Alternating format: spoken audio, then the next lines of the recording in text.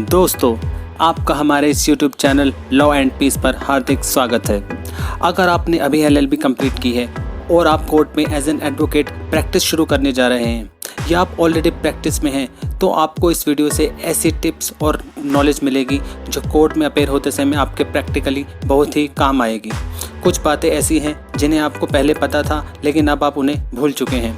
कुछ बातें तो इतनी कॉमन हैं कि उन्हें हम प्रैक्टिकली रोज़ कोर्ट में यूज़ करते हैं, पर हमें उनके ओरिजिन और बेसिक मीनिंग ही नहीं पता होते।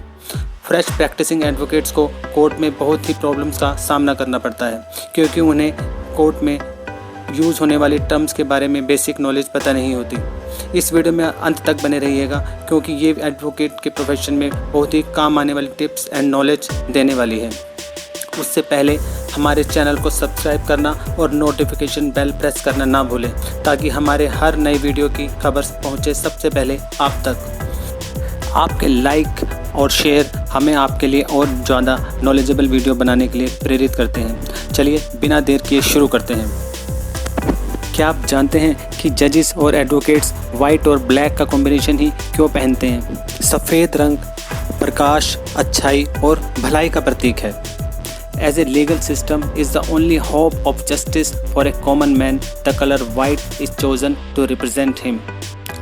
Black is the color of authority and power. सफ़ेद रंग रोशनी का प्रतीक है, उम्मीद की किरण का प्रतीक है। जब इंसान हर तरफ से निराश हो जाता है तभी वो कोर्ट का रुख करता है, क्योंकि यही वो जगह है जहाँ उसे न्याय मिलेगा। यहाँ दूध का दूध और पानी का पानी हो जाएगा। काला रंग शक्ति का प्रतीक है जो उसे न्याय दिलाएगी। इसलिए जजेस व एडवोकेट्स दोनों के ड्रेस कोड में श्याम श्वेत रंग रखे गए हैं। कोर्ट की ड्यूटी है डिस्कवरी ऑफ ट्रूथ, यानी कि सत्य की खोज, और एडवोकेट्स की ड्यूटी होती है कोर्ट को इस सत्य तक पहुंचने में मदद करना। The significance of the colour also signifies that the law is blind, क्योंकि प्लेंटिफ हो या डिफेंडेंट, दोनों के वकीलों की ड्रेस कोड समान होता है, उनमें कोई अंतर नहीं होता। गले पर आपने जजेस और एडवोकेट्स को एक बैंड भी बांधे देखा होगा। Band represents the upholding of the laws of God and of man. Band दो सफ़ेद कपड़ों को जोड़कर बनाया जाता है। याद रखिए कि एक ब्लैक कोट या वाइट शर्ट नहीं है जो कि एक एडवोकेट को एडवोकेट बनाती है, परंतु उसका बैंड नेक पर बांधना अनिवार्य है। उसी से ही एक एडवोकेट की पहचान होती है। Advocate act 1961 makes it mandatory to wear a black coat with white neck band. दोस्तों, high court and supreme court में प्रैक्टिस करने वाले एडवोकेट्स के लिए गाउन पहनना भी अनिवार्य होता है। पहले ज़माने में गाउन के पीछे एक पॉकेट भी लगी होती थी। ये इसलिए लगी होती थी ताकि लोग अपने सामर्थ्य अनुसार पीछे से ही उस वकील की फीस उस पॉकेट में डाल दें, क्योंकि वकील के प्रोफेशन में पैसे से ज़्यादा सेवा भावना ज़्यादा महत्व रखती है। दोस्तों, आपने अंग्रेज़ों के समय की कोर्ट्स में जजेस को सफ़ेद रंग की विग लगाई भी ज़रूर देखा होगा। इस विग को पैरूक कहते हैं। यह विग सफ़ेद घोड़ों के बालों से तैयार की जाती थी। विग ब्रिटिश क्रिमिनल कोर्ट्स का इतना ज़्यादा अभिन्न हिस्सा थी कि अगर कोई बैरिस्टर विग लगाकर कोर्ट में पेश नहीं होता था तो ये कोर्ट का अपमान समझा जाता था। 300 से ज़्यादा सालों तक ये जुडिशरी सिस्टम का एक अभिन्न हिस्सा रही है। न्यूटन कहते हैं, like many uniforms wigs are an emblem of anonymity, an attempt to distance the wearer from personal involvement and a way to visually draw on the supremacy of the law। दोस्तों, ये हमेशा से कहा जाता है कि an advocate's dress is his first address। इसलिए आपको हमेशा अपनी बॉडी लैंग्वेज, आपके एक्सप्रेशन के साथ साथ अपने ड्रेस कोड का भी पूरा ध्यान रखना चाहिए। दोस्तों, वकील बनने के लिए LLB करना ज़रूरी है। LLB की फुल फॉर्म हम कॉमनली सबको बता देते हैं कि बैचलर ऑफ लॉ। इसी तरह LLM की फुल फॉर्म हम मास्टर ऑफ लॉज कहकर लोगों को बताते हैं। पर आपने कभी सोचा है कि जब बैचलर ऑफ आर्ट्स BA है तो बैचलर ऑफ लॉ BL क्यों नहीं है? यहाँ LLB क्यों आता है? आपको LLB लिखना भी आना चाहिए और इसकी फुल फॉर्म भी मालूम होनी चाहिए, जो कि होती है लीगम बैकालोरस। जी हाँ, ये एक लैटिन टर्म है। इसी तरह LLM की फुल फॉर्म होती है legum magister, which means master of laws. In Latin the plural form of a word is abbreviated by repeating the letter, इसलिए यहाँ पर 2 बार L आता है।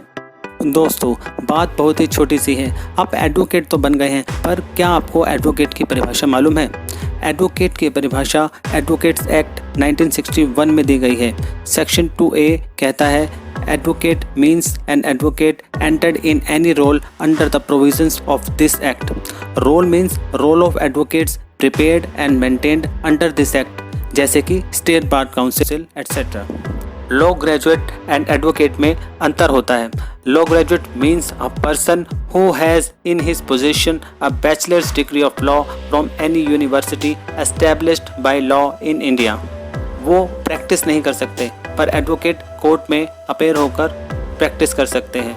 Advocate is an officer of the court, but unless and until he gets enrolled with any bar council he can not practice. दोस्तों, अब आप एक advocate हैं तो आपको कोर्ट में जज साहब के साथ और कौन कौन लोग बैठते हैं, उनके क्या पद हैं, उनका क्या कार्य है, इसके बारे में भी ज़रूर नॉलेज होनी चाहिए।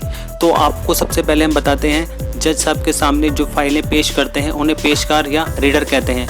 आपकी डेट कौन सी लगी है, अगली तारीख उस केस में, ये आपको रीडर ही बताएंगे। इसके अलावा दूसरी जानकारियों के लिए भी आपको रीडर के थ्रू ही जज साहब के पास पहुंचना होता है। कोई आपने डॉक्यूमेंट फाइल करना है, एप्लीकेशन लगानी है, तो आप रीडर को देते हैं और वो रीडर आगे जज साहब के सामने उन्हें प्रस्तुत करता है। जज साहब के मोस्टली बाईं तरफ आशुलिपिक या स्टेनोग्राफर बैठते हैं। इन्हें अलग अलग नामों से अलग अलग स्टेट्स में पुकारा जाता है। कहीं जगह इन्हें स्टेनोग्राफर, कहीं पर्सनल असिस्टेंट, और जैसे अगर सीनियर हो जाते हैं तो इन्हें सीनियर पर्सनल असिस्टेंट भी कहते हैं। रीडर को पेशकार या हाई कोर्ट में इन्हें कोर्ट मास्टर के नाम से भी जाना जाता है। इसी तरह जो कस्टोडियन ऑफ द फाइल होते हैं उन्हें एलमत कहते हैं। उनके जो जूनियर उनके असिस्टेंट होते हैं उन्हें असिस्टेंट एलमत कहते हैं। कोर्ट में ज़्यादातर एक पुलिस ऑफिशियल की भी ड्यूटी होती है, जिसे कि नायब कोर्ट कहते हैं।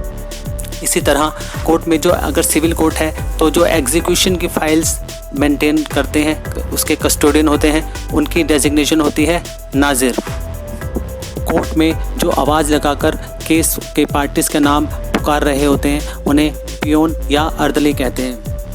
कोर्ट के द्वारा इशूड समन्स या नोटिस को दूसरी पार्टी को सर्विस कराने के लिए जो लोग जाते हैं उन्हें प्यादा या प्रोसेस सर्वर कहते हैं। इसी तरह अगर किसी प्रॉपर्टी की कुर्की या अटैचमेंट होनी है तो उन्हें इस कार्य को करने वाले ऑफिशियल को बैलिफ कहा जाता है। जिस मंच के ऊपर जज, रीडर और स्टेनोग्राफर्स बैठे होते हैं उसे डायस कहा जाता है।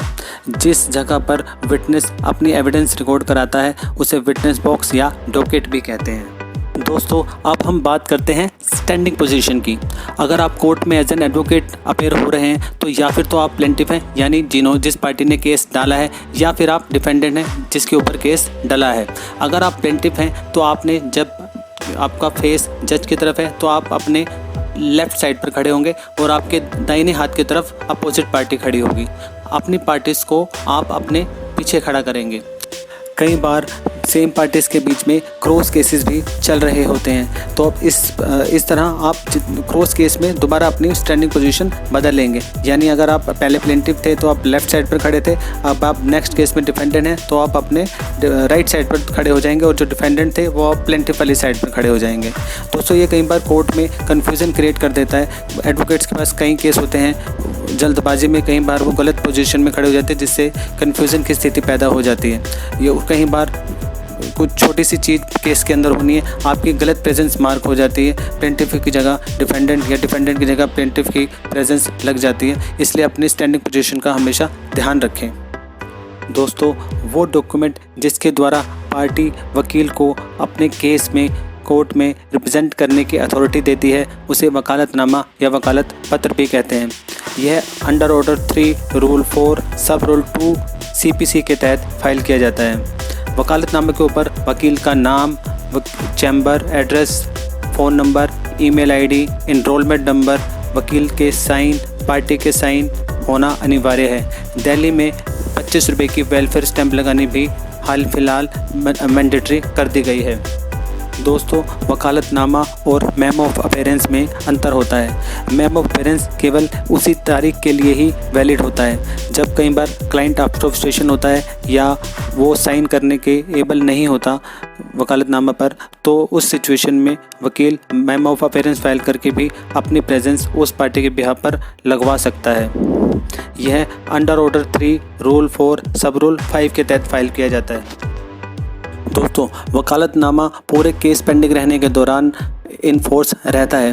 पर यदि उससे पहले क्लाइंट की या उस वकील की मृत्यु हो जाए जिन्होंने वकालतनामा फाइल किया है, या केस उस क्लाइंट के मुतालिक ख़त्म हो जाए, तो वो वकील उस केस से डिस्चार्ज माने जाते हैं। दोस्तों, सीनियर एडवोकेट्स को वकालतनामा फाइल करने से मनाही है। अगर उन्होंने किसी केस में आर्ग्यू करना है तो उन्हें उस केस में जिन्होंने वकालतनामा फाइल किया हुआ है वो एडवोकेट ब्रीफ करते हैं एंड तब सीनियर एडवोकेट्स उस केस में आर्ग्यू करते हैं। दोस्तों, ज्ञान का समंदर इतना अथाह है कि कभी कोई भी इसे पार नहीं पा सकता। पूरी ज़िंदगी इंसान एक लर्नर या एक स्टूडेंट रहता है। इंसान को बड़े बड़े ज्ञान की बातों के साथ छोटी छोटी बातों का इल्म भी होना बहुत ही ज़्यादा ज़रूरी है। आपने गवाहों को कोर्ट में शपथ लेते हुए अक्सर देखा होगा, पर क्या आप जानते हैं कि शपथ या ओथ का प्रोविज़न कहाँ पर दिया हुआ है? जी हाँ, ये CPC, IPC, CRPC या एविडेंस एक्ट कहीं भी नहीं लिखा कि विटनेसेस को ओथ दिलाई जाएगी। तो क्या आप जानते हैं कि एक जज भी कंटेम्प्ट ऑफ कोर्ट का गिल्टी हो सकता है, या इसका प्रोविज़न कहाँ पर दिया हुआ है, या कंटेम्प्ट ऑफ कोर्ट की पावर किस किस कोर्ट को है? इसी तरह जो गवाह कोर्ट में अशिक्षित होने के कारण हस्ताक्षर नहीं कर सकते, तो उस सिचुएशन में महिला या पुरुष गवाहों के कौन से हाथ का अंगूठा बतौर सिग्नेचर कागज़ पर लिए जाते हैं, इसका प्रोविज़न कहाँ पर लिखा हुआ है? ऐसे ही इंटरेस्टिंग सवालों के जवाब आपको अगले वीडियो में जानने को मिलेंगे। तब तक के लिए जय हिंद, सत्यमेव जयते।